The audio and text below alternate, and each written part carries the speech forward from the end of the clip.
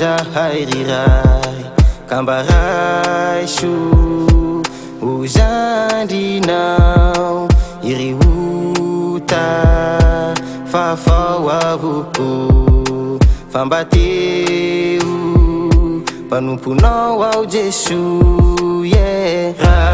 Raisoao fa azavela kasasao ny fahotako itsy mety ialako avoko fa soa tavela tsy ho zandrinao ao Jesu yeah. Aizianao Jesu fa mijaly zahay arovy zay tompo ampio zahay riray fampanota ka tsy mendriko anao ka mifona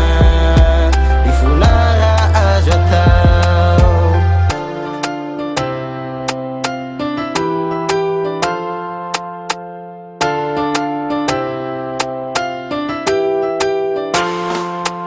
fafao ny adisoko tafio ny herinao ao ka mpafantaro ny lalana tsara zay mizotra aminao ao Jesu yeah.